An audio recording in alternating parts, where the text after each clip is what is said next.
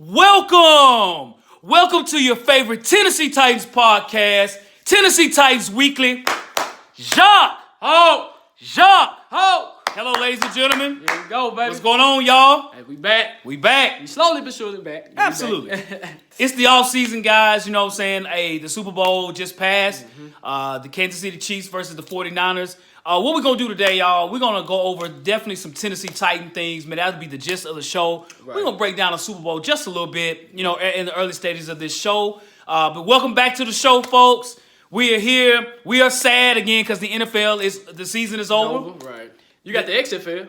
Yeah, I know. That starts next week. Whoever watches the XFL, I mean, I might check it out. I don't know. But yeah, you got the XFL. Yeah, man. So you and I both predicted that the Kansas City Chiefs, who beat us, would beat the 49ers. Right. And they did that. They did. Kind of an up and down game. Right. And the Chiefs, I mean, they did just like they did against the Texans and us, right? And the 49ers. They sort of woke up in the fourth quarter. Right. So I give them props for hanging in there. I really thought the game was over when you and I talked. I said, man, the Chiefs look trash. And I was like, man, we should have beat them. We should have. What I'm learning about the Chiefs is the Chiefs has almost taken our formula where we're a fourth quarter team. Yeah. And they're a fourth quarter team now where, hey, it's come about where the first 3 quarters, we're going to play a little slow. We're going to let you build up. But that fourth quarter, we got the weapons to just break it open, right? Yep. We look at this.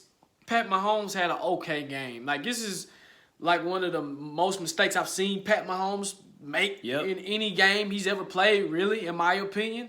This is one game I'm like, okay, maybe it's nerves. I don't know. But he was short-hopping balls. He threw those 2 interceptions. That one interception he threw to that linebacker, that was a read that I honestly thought he should have read better because I know he's trying to squeeze the ball into Tyreek Hill. But I'm like, dog, what are you doing? You see the linebacker stand, and he bails and backpedals, and boom, interception. Right. It's one of those things where they have the offense to be great. You see what I'm saying?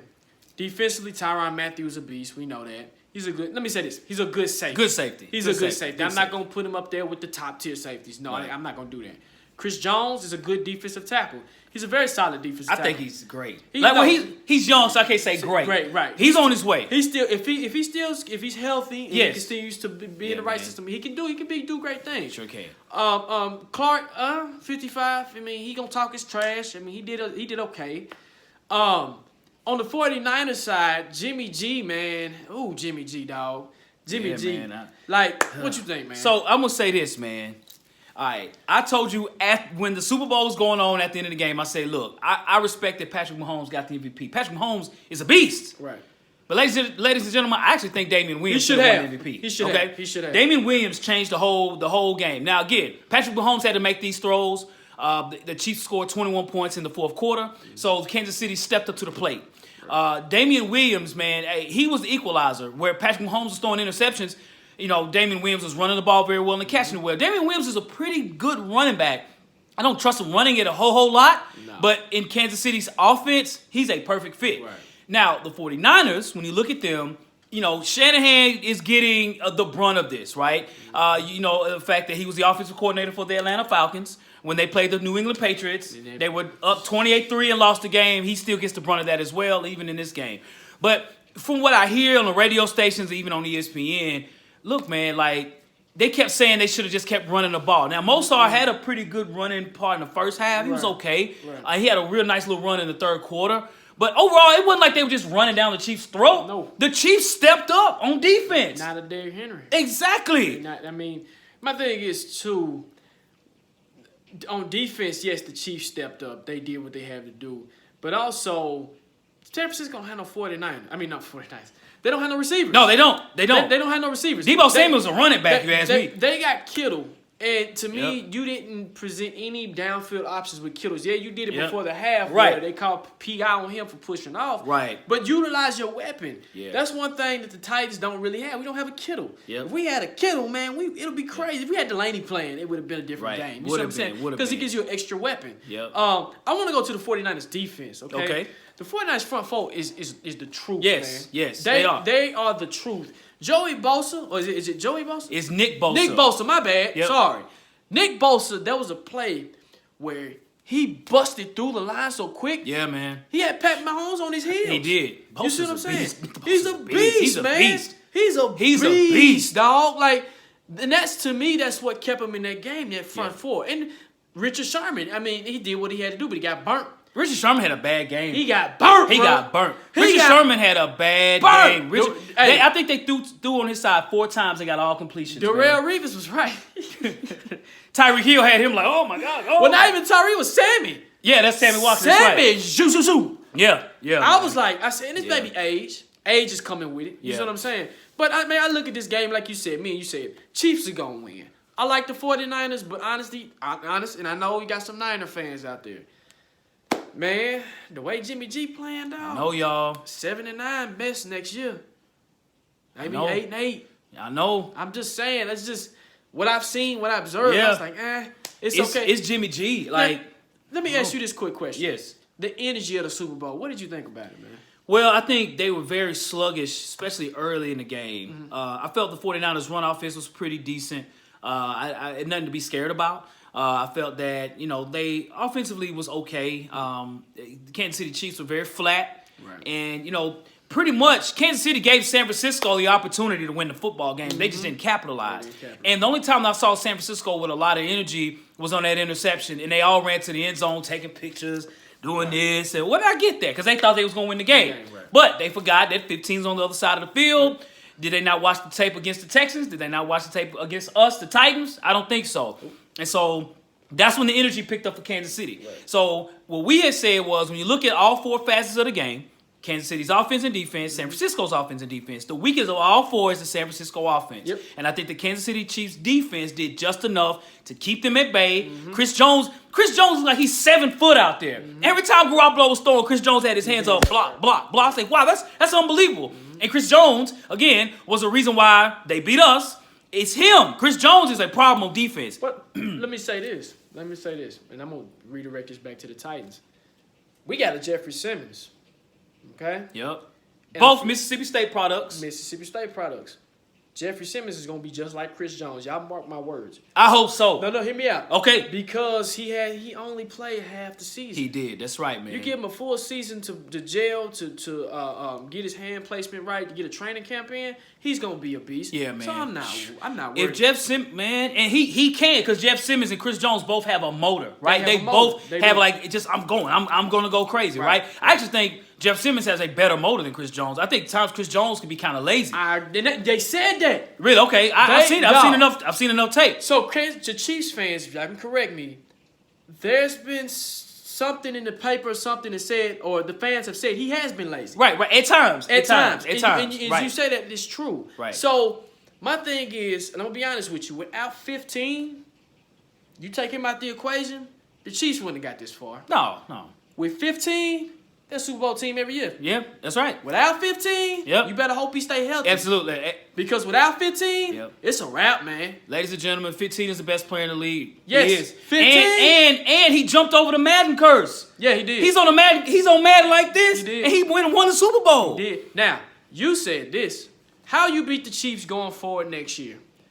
Don't make no mistakes. Exactly. Don't make mistakes. Allow Kansas City to make mistakes. Now, it's weird because against us, they didn't make really any mistakes, right? And the one mistake we made cost us the game. They made up the mistakes for the mistakes that they made the first time they played. Exactly, right, because they made a boatload of mistakes when we played them in Week 10. Right. And ironically, that was the last time they got beat. Right. They've been on 9 games in a row that they won. So, hey, kudos to the Chiefs, to the fans. Big ups. Kudos to the guy that was on our show a few weeks ago as well. Yeah, big ups. Awesome job as well, man. Just remember, like I said, now the Super Bowl goes through Kansas City. Yep. And I'm interested to see how these other teams, because there'll be a later show, but I feel like there's teams that's ramping up that can challenge Kansas City. Not talking about Baltimore, but there's some more teams. Baltimore can too. Oh, they can. But there's more teams that I feel like, hey, they need a piece here, a piece here, a piece here. That's right. And people are going to mold their offense. See, what Kansas City did, Kansas City had the best kept secret in the league. The fast cheaters on offense, the fast offense. Now what you did is you've exposed it to the whole league. It's like, hey, y'all, this is how we build our team, right? Yep. Speed. It's hard to get speed. But you got young talent coming out of these drafts now that are everybody's damn near good. Yeah, man. So don't be surprised if you see about 6 teams become Kansas City. Right. Then all of a sudden you got a bunch of track guys and it's almost a 7-on-7 drill playing in the NFL. Jacques, as you've always said, man, it's sort of the new NFL now, man, where it's about speed. Yep. Even the XFL is trying to make that their theme, right? Speed, like a track meet. Right. And what scares me a bit about Kansas City is they have the lowest salary cap in the league. The 49ers have the highest. How weird is that, right? So the Chiefs can attract big free agents to come into their team. So they will. Why not, right? They'll have enough money to sign most of their players as well too. So the Chiefs will still be in the mix. Guarding injuries, right? Always. Let's say that, right? We hopefully the team stays intact. Yeah. But you never know. Tyreek Hill gets hurt. Patrick Mahomes gets hurt. That's your season. It is, man. Look at the Eagles. Yep. So and that's the good thing about the Titans is this year, like unlike years past, for the most part, we were healthy all season, man. Like, and it's a game of attrition. Right. For those teams that stay healthy and they have a good football team, they'll go far as we did. We almost made it to the Super Bowl. And ladies and gentlemen, if we would have played the 49ers, we would be Super Bowl champions right now. And 49er fans, you can say whatever you want. Right. We would have beat you guys, man. I'm serious. Well, let me ask you one more question. Okay. One more question. If the Butler was healthy, if Delaney Walker was healthy, do you think the outcome of the season would have been different? With Tannehill being thrown in the mix. You ready to hear this answer? I am. Absolutely. Okay. So I'm gonna say this, and I'm gonna talk about it a lot from now to the draft. One of the most. You said this. I have. You said this. One of the most prized possessions, and ladies and gentlemen, listen to what I'm saying because you're gonna hear me say this a whole lot. Listen now. Okay, so if you look at the past few years of Super Bowl champions, right? The New England Patriots, they won so many, it's ridiculous. Right. Even the New Orleans Saints many years ago. The Eagles, right. Now the Chiefs, right? Even the 49ers being in the Super Bowl. It's true. What is the common denominator of all these teams that they have that other teams don't have? I'm going to give you a second to think about it. Because you won't answer. I'm sure you won't. And put it in the comment section if you... it's too... but still. Okay, so you done with your... Okay, cool. All right, good. Okay, the tight end position. Tight end. Okay, you just had Travis Kelce going against George Kittle, the two best tight ends in the league, right? I said that I think Kelce's better. I would prefer Kelce on my team. The two best tight ends in the league are in the Super Bowl. When the Eagles won it, they had Zach Ertz, right? When the Patriots had won it many years, who was their best player? It was Gronkowski. Even when the Saints won, their receiver they threw it to the most was the tight end Jimmy Graham. It was Jimmy Graham. Right, Jimmy Graham. So when you look at all this, even when we were winning football games, who do we throw to the most? Delaney Walker, right? That tight end position is so important because now the game is so fast in the middle, you forget the tight end. So if we have a tight end 6'4", 6'5" that can catch the ball, that is a problem. So Travis Kelce, when you look at Travis Kelce, he had a touchdown. Travis Kelce's been balling ever since he's been with the Chiefs, right? The tight end position is very important. Again, you guys will hear me say this a whole lot because it's a position that no one really talks about. Yeah, even when Mariota was balling, who was his baby? Delaney Walker, 82. That's all he threw it to. That's all he threw it to. He was comfortable with 82. Exactly. So, like to your point, and to my question, yes, I feel like we would have beat the Chiefs. Yes. I feel like actually with the healthy 82. With the healthy 82 and with a Butler, because what that does is it takes what was his name? Tremaine Brock out of the equation. Right. You put Butler who was gelling at the right time, who's a feisty corner, who can put hands on you. Only thing then you got speed. Then you got Logan in the slot. I mean, it would have been a different outcome because our secondary was our cream of the crop on defense at the beginning of the year. That's what was keeping us in games. It's just one little mistake. Boom, boom, here. But no, you're right. 82. If Delaney, and that's at the beginning of the season when we did our prediction video, I had us going 13-3. Right. That was the main reason I had us going 13-3 because I counted the weapons and I was like, oh my God, look at all these weapons. We just don't have a proper quarterback to deliver the ball like we should. That's right. And then let me say this, it's gonna be crazy, but I feel like if Delaney was healthy and Mariota was still doing his thing, I think Mariota would have did a little bit better because he has his safety blanket out there. Remember, he didn't have Delaney, I think, was it last year? Exactly, He right. didn't have Delaney. He didn't. So imagine him once he got comfortable with Delaney. Now, we know he likes to throw to Delaney. That opens up other passing lanes. So it's like an almost thing of what if. And we're not saying Jonnu Smith is bad. Right. But as you alluded to, he's not tall. Right. Jonnu Smith is a running back playing tight end. is. Jonnu Smith, I want him part of the package. Right. If we had a tight end with Jonnu Smith as well, like he needs to be a part of it or whatever.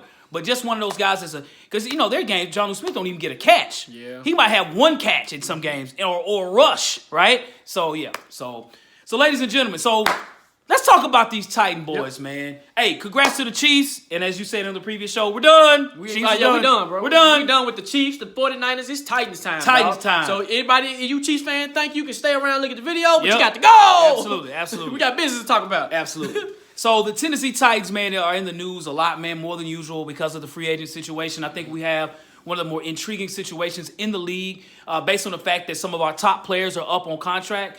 So I want to ask you a question, man, about Derrick Henry. So Derrick Henry's been in the news a whole lot about his contract at the Pro Bowl. He was getting a lot of questions asked to him and everything, man. So how do you feel about how he's handling the situation, or what do you think about his contract situation? He's handling it like he's supposed to handle it. Okay. You see what I'm saying? Yeah.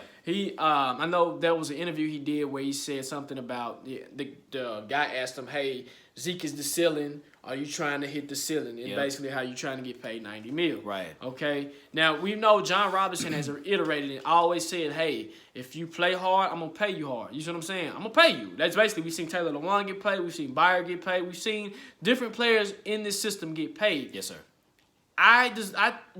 Henry's been here the longest. I mean, he's been here about as long as Bayer has been here. You pay the man. Now, the problem is if you pay the man, you have to be prepared to, go out and look for a quarterback. You got to be prepared to go out and look for a right tackle. You have to go out and prepare and look for a cornerback. You have to prepare to, if I'm going to put all my stock into Derrick Henry and make him literally, because what you're doing at that point is you're making him your franchise quarterback. That's right. That's your quarterback right there, okay? Facts! So, no paper! So if you turn around and you make him your quarterback, all right, he's gonna throw the ball, run the ball, he's gonna do it all, okay? So if the way he's handling it is good, I say it, but in his mind, I'm trying to get paid. Now he wants to stay in Tennessee, which is pretty dope. It is. But he's not gonna take no discount to stay in Tennessee. Yep, that's right. That's right. Honestly, I mean, how I'm starting to see how it plays out, and John did this last year with Taylor Lewan, and it took him a minute to get a contract going, right? Yep. I can see the franchise tag. Yep. I could too. What about you? So I think, man, Derrick Henry, he has the right to ask for the money, and I understand that. I think he's handling it very well. I even think he tried to correct the situation on his response about Ezekiel Elliott, just to try to emphasize that he wants to stay here. But again, we have a long road, folks, and Derrick Henry understands that. He understands the leverage that he has. I really think he's handling it very well. I think he's making it very obvious he wants to be here, and at the same time, it's got to be a little money on it. Hey, we all work every day, right? And so if you're working at a job and you've done a great job, and it's time for a pay raise or a merit increase, it's time to make up, right? It's time to do that, right? Or I'll go somewhere else somebody will appreciate my services, man. Mm-hmm. Yep. So, and let me ask you a question. So, we're gonna go to the Vrabel thing. Yep. So Vrabel has said, "Hey, we know we're looking for a defensive coordinator. Dean Pease has turned around. He's retired. He's done." Right. And there's been mutterings in the news that, Vrabel wants to basically, I don't want to go out and get nobody on the outside of our system because I don't want to change nothing. Right. And McKenzie, the linebackers coach, has left. Right. So I heard that was the prime candidate to take over. Right. The D coordinator. But he's made a comment saying, I want to be, I might want to call the plays. How do you feel about that, man? I don't agree with it. Okay. At all. Okay. I think the way, we've been very lucky to have, Dean Pease as our defensive coordinator, right? Mm-hmm. And then before that, we had Dick LeBeau, right? Right. I mean, that's, what more can you ask for, That's right? a gift. I mean, Dean Pease, okay, I'll say this. Dick LeBeau is one of the best pre-game defensive coordinators I've ever seen. Dean Pease is about the best adjusting defensive coordinator that I've ever seen. And we've had that 2 in a row, right? So having Mike Vrabel to have that as his full responsibility on top of being a head coach, I don't agree with it. I think we need to bring somebody in here. And if Vrabel still wants to have his hands upon the defense, he can still do that. But have somebody that can make calls on the defense, man, to be somebody to be fully responsible because it has worked. And Vrabel is a former D coordinator with the Houston Texans. We look at it, they were not really super successful with him as being a D coord. Not say he can't do it here in Tennessee, but I would prefer him to have somebody else, man. I agree. No, I'm with you. I don't like it because, like you said, the load, man. You got to take coaching responsibilities and then defensive coordinator responsibilities. Yep. And you trying to switch your brain back and forth. I get it. You want to keep it your way. But sometimes it's okay to bring somebody in from the outside to get a different perspective on how the defense runs. That's right. Hey, we need to do this. Absolutely. Because what'll happen is, hey, Dean Pease is used to making in-game adjustments. Vrabel, are you used to making in-game adjustments? Right. So it's one of those things I'm like, I honestly think you should go out and you should get a D coordinator. You can go college ranks. I don't care. You can pull from the Texans because it seems like he likes to pull from the Texans organization. So I don't care how you do it, but just bring somebody that's credible and that can call the defense besides you. Right. Agreed, man. So we know we have our free agent quarterback situation with Ryan Tannehill. Ryan Tannehill is going to also expect to get that dotted line sign on that ink as well with a lot of money and deservingly so. Ryan Tannehill turned our season around. Ryan Tannehill, we appreciate it as fans. Ryan Tannehill was unbelievable, right? Made the right decision and changed the quarterback position. It is what it is. So how do you feel going into it right now? Again, this is early, y'all. So again, we have a long stretch.